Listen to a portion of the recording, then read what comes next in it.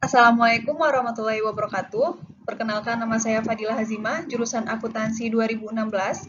Pada kesempatan kali ini, saya akan mempresentasikan hasil penelitian saya dengan judul Pengaruh Liputan Media dan Struktur Tata Kelola Perusahaan terhadap Kualitas Pengungkapan Lingkungan pada Perusahaan Pertambangan dan Pertanian yang terdaftar di Bursa Efek Indonesia tahun 2014 sampai 2018. Yang saya hormati, Ibu Deni Yohana, SEMSI AKCA, selaku dosen pembimbing saya. Nah, pada presentasi kali ini saya akan membahas 5 topik pembahasan. Yang pertama pendahuluan, yang kedua tinjauan pustaka, yang ketiga metodologi penelitian, yang keempat pembahasan, yang kelima penutup. Masuk ke topik pertama, yaitu pendahuluan. Mulai dengan latar belakang.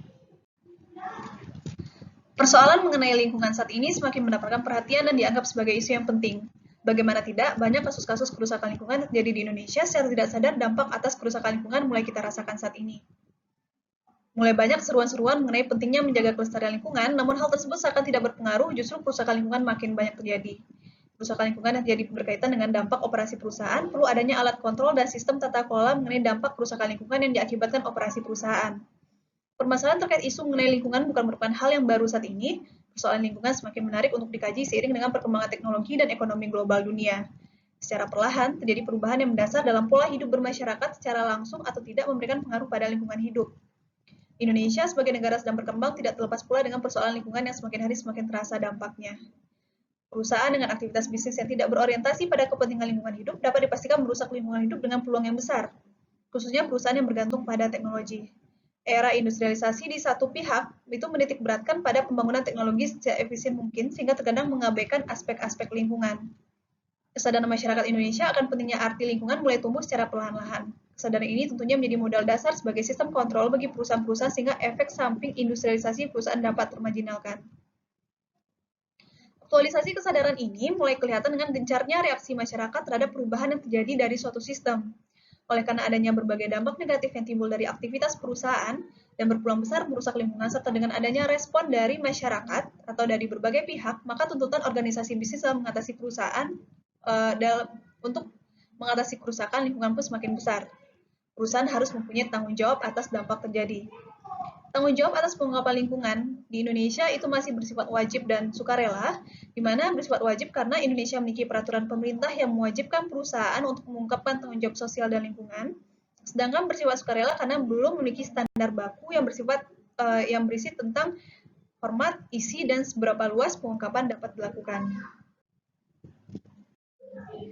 Nah, dalam penelitian ini terdapat 4 perumusan masalah. Yang pertama, apakah liputan media berpengaruh terhadap kualitas pengungkapan lingkungan pada perusahaan pertambangan dan pertanian yang terdaftar di Bursa Efek Indonesia tahun 2014 sampai 2018? Dan yang kedua, apakah komisaris independen berpengaruh terhadap kualitas pengungkapan lingkungan pada perusahaan pertambangan dan pertanian yang terdaftar di Bursa Efek Indonesia tahun 2014 sampai 2018? Yang ketiga, apakah ukuran Dewan Komisaris berpengaruh terhadap kualitas pengungkapan lingkungan pada perusahaan pertambangan dan pertanian yang terdaftar di Bursa Efek Indonesia tahun 2014 sampai 2018? Dan yang keempat, apakah kepemilikan institusional berpengaruh terhadap kualitas pengungkapan lingkungan pada perusahaan pertambangan dan pertanian yang terdaftar di Bursa Efek Indonesia tahun 2014 sampai 2018? Nah, selanjutnya itu ruang lingkup atau batasan penelitian. Yang pertama, perusahaan pertambangan dan pertanian yang sudah listing di Bursa Efek Indonesia selama 5 tahun berturut-turut dari tahun 2014 sampai 2018. Dan yang kedua, menggunakan data bersifat sekunder. Yang ketiga, menggunakan alat bantu untuk mengolah dan menganalisis data statistik dengan bantuan software SPSS version 25. Selanjutnya, tujuan dari penelitian ini, yang pertama untuk mengetahui apakah liputan media berpengaruh terhadap kualitas pengungkapan lingkungan pada perusahaan pertambangan dan pertanian yang terdaftar pada Bursa Efek Indonesia tahun 2014 sampai 2015. Dan yang kedua untuk mengetahui apakah komisaris independen berpengaruh terhadap kualitas pengungkapan lingkungan pada perusahaan pertambangan dan pertanian yang terdaftar pada Bursa Efek Indonesia tahun 2014 sampai 2018. Yang ketiga, untuk mengetahui apakah ukuran Dewan Komisaris berpengaruh terhadap kualitas pengungkapan lingkungan pada perusahaan pertambangan dan pertanian yang terdaftar pada Bursa Efek Indonesia tahun 2014 sampai 2018. Dan yang keempat, untuk mengetahui apakah kepemilikan institusional berpengaruh terhadap kualitas pengungkapan lingkungan pada perusahaan pertambangan dan pertanian yang terdaftar pada Bursa Efek Indonesia tahun 2014 sampai 2018.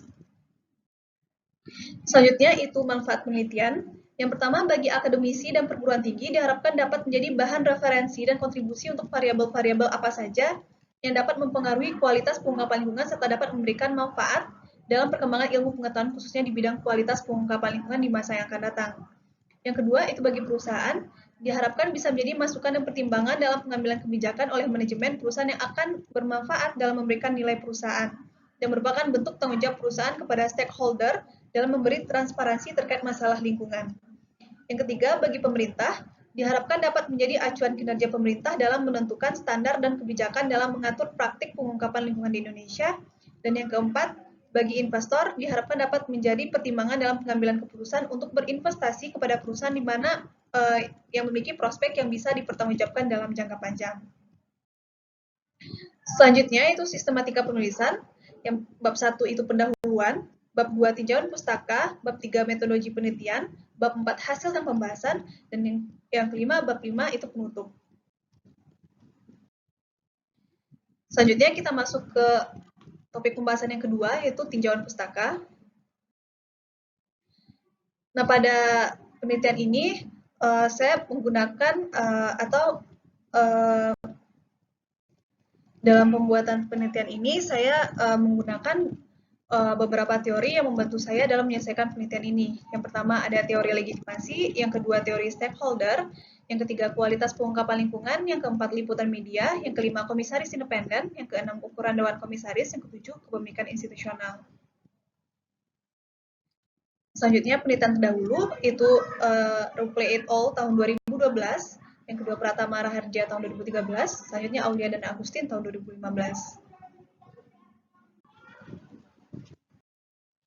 Selanjutnya, kerangka pemikiran. Penelitian ini akan melakukan pengujian liputan media, komisaris independen, ukuran dewan komisaris, dan kepemilikan institusional terhadap kualitas pengungkapan lingkungan. Dalam penelitian ini, liputan media, komisaris independen, ukuran dewan komisaris, dan kepemilikan institusional sebagai variabel independen, sedangkan kualitas pengungkapan lingkungan dalam penelitian ini sebagai variabel dependen. Oleh sebab itu, penelitian ini dapat dirumuskan dalam sebuah kerangka pemikiran yang telah saya gambarkan di dalam slide. Nah, selanjutnya hipotesis. Terdapat 4 hipotesis dalam penelitian ini. Hipotesis yang pertama itu keberadaan liputan media berpengaruh terhadap kualitas pengungkapan lingkungan. Hipotesis yang kedua, komisaris independen berpengaruh terhadap kualitas pengungkapan lingkungan. Hipotesis ketiga, ukuran dewan komisaris berpengaruh terhadap kualitas pengungkapan lingkungan. Dan yang hipotesis yang keempat, kepemilikan institusional berpengaruh terhadap kualitas pengungkapan lingkungan. Selanjutnya, topik pembahasan yang ketiga yaitu metodologi penelitian. Pada penelitian ini, pendekatan yang dilakukan adalah metode analisis data deskriptif kuantitatif dengan menggunakan data sekunder. Populasi pada penelitian ini yaitu perusahaan pertambangan dan pertanian yang terdaftar di Bursa Efek Indonesia periode 2014 sampai 2018. Prosedur yang digunakan dalam penentuan sampel pada penelitian ini menggunakan purposive sampling. Dan teknik pengumpulan data dengan metode dokumentasi dilakukan dengan cara menelusuri annual report dan atau sustainability report didapatkan melalui website resmi Bursa Efek Indonesia pada periode 2014 sampai 2018. Nah, selanjutnya kita masuk ke variabel operasional. Itu variabel dependennya kualitas pengungkapan lingkungan. Untuk mengukur kualitas pengungkapan lingkungan, itu peneliti mengadopsi cara yang dilakukan oleh Ruple et al. Tahun 2012 dengan menggunakan indeks, yaitu menggunakan Environmental Disclosure Index Scorecard yang disajikan dalam lampiran 2, di mana terdapat 60 item pengukuran untuk mengukur kualitas pengungkapan lingkungan perusahaan. Environmental Disclosure Index Scorecard itu dibagi menjadi 4 tingkatan kelompok strategi yang terdiri dari compliance, pollution prevention, product stewardship. Environmental Disclosure Index Scorecard dibagi menjadi 4 tingkatan kelompok strategi yang terdiri dari compliance, pollution prevention, product stewardship, dan sustainable development, menggambarkan peningkatan dari pengelolaan lingkungan ke dalam proses organisasi, strategi, dan budaya ke arah yang lebih baik. Nah, selanjutnya itu variabel independen. Yang pertama liputan media. Itu pengukuran liputan media dilakukan dengan variabel dummy, di mana memberi skor 1 untuk perusahaan mengungkapkan lingkungan di website perusahaan dan skor 0 untuk perusahaan yang tidak mengungkapkan lingkungan di website perusahaan. Nah, selanjutnya Dewan Komisaris Independen itu dengan menghitung berapa jumlah anggota Dewan Komisaris Independen yang dimiliki perusahaan. Yang ketiga yaitu ukuran Dewan Komisaris, itu berapa jumlah anggota Dewan Komisaris yang berada di perusahaan tersebut. Yang keempat itu kepemilikan institusional, itu berapa jumlah saham yang dimiliki manajemen, dibagi jumlah saham yang beredar dikali 100%. Selanjutnya kita masuk ke metode analisis data. Yang pertama itu analisis deskriptif, di mana merupakan teknik deskriptif yang memberikan gambaran atau informasi data yang dapat dilihat dari nilai minimum, nilai maksimum, nilai rata-rata, dan standar deviasi. Ini bertujuan untuk melihat gambaran seluruh sampel yang dikumpulkan dan memenuhi syarat untuk dijadikan sampel penelitian. Nah, selanjutnya itu uji asumsi klasik, itu bertujuan untuk menghilangkan penyimpangan-penyimpangan yang mungkin terjadi dengan terpenuhnya asumsi tersebut. Maka hasil yang mungkin terjadi dengan terpenuhnya asumsi tersebut, maka hasil yang diperoleh dapat lebih akurat dan mendekati atau sama dengan kenyataannya.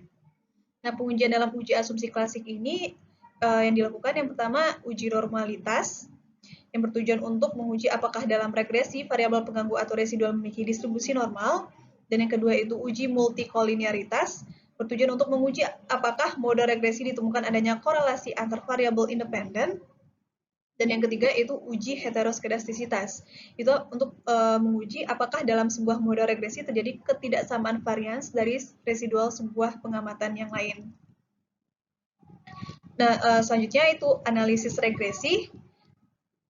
Itu digunakan untuk mengukur pengaruh antara lebih dari satu variabel independen terhadap variabel dependen. Nah, persamaannya bisa dilihat di slide. Nah, selanjutnya itu uji hipotesis. Yang pertama uji signifikansi individual, itu digunakan untuk menguji pengaruh masing-masing variabel independen terhadap variabel dependen. Dan yang kedua itu uji koefisien determinasi, itu untuk mengukur seberapa jauh kemampuan model regresi dalam menerangkan variasi variabel independen.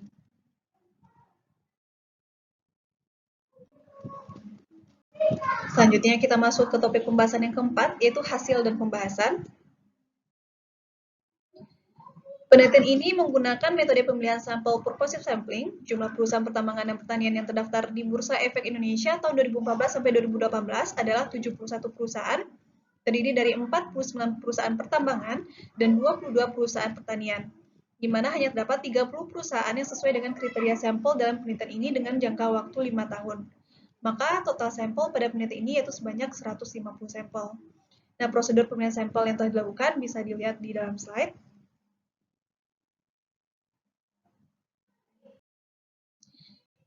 Selanjutnya kita masuk ke analisis data. Yang pertama, analisis statistik deskriptif.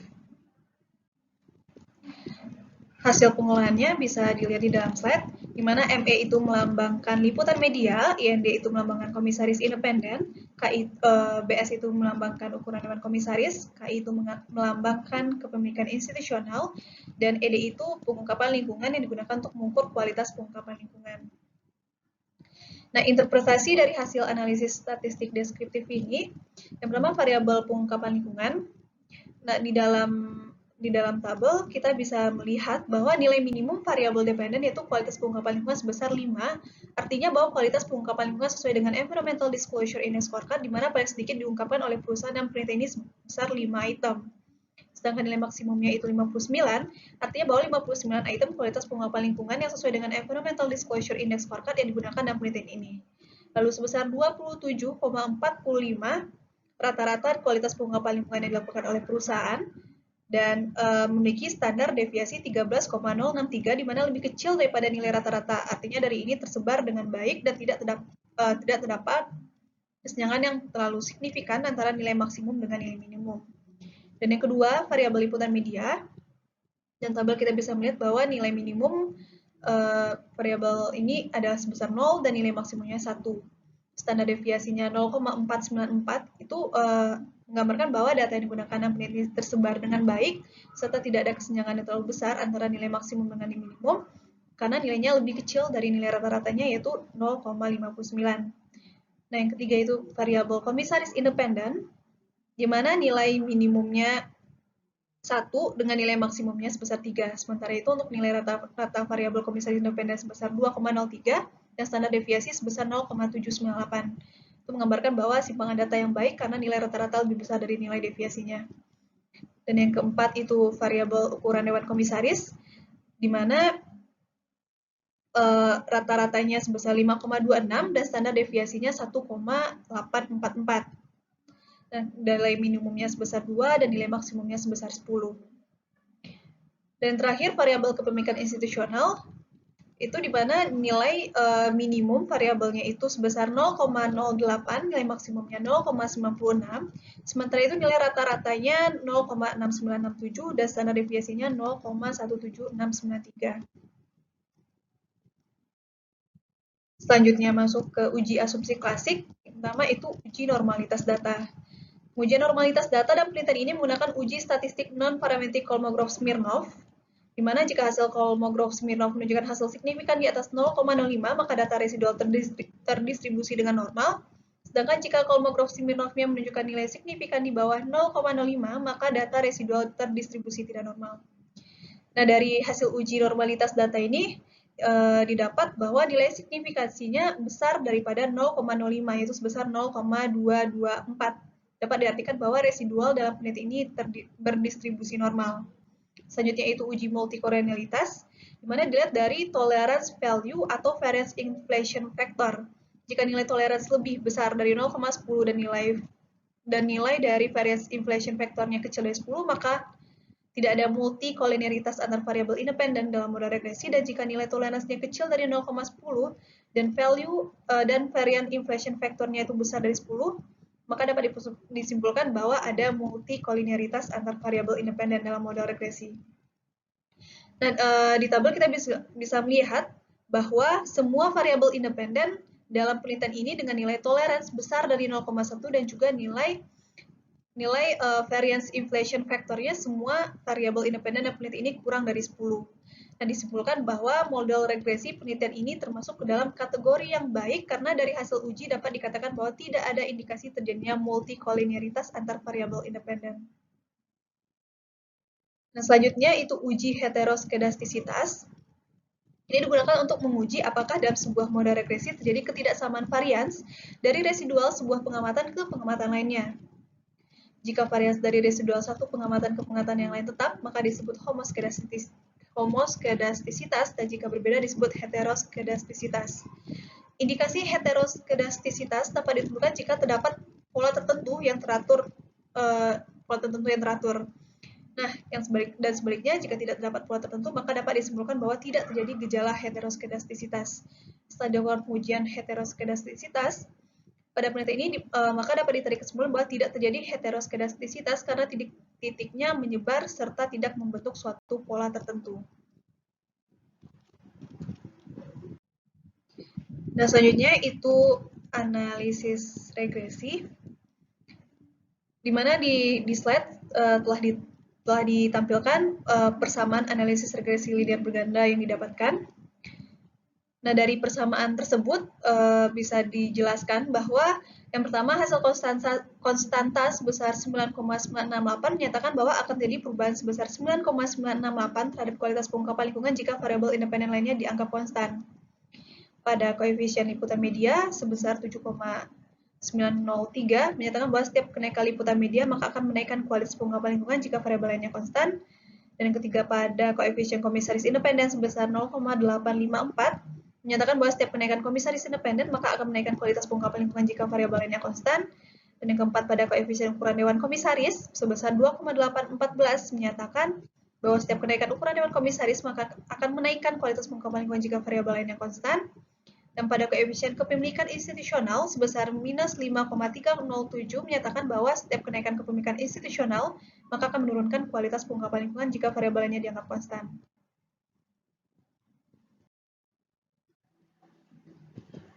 Nah, selanjutnya hasil uji hipotesis, di mana di slide sudah ditampilkan kesimpulan dari hasil uji hipotesis.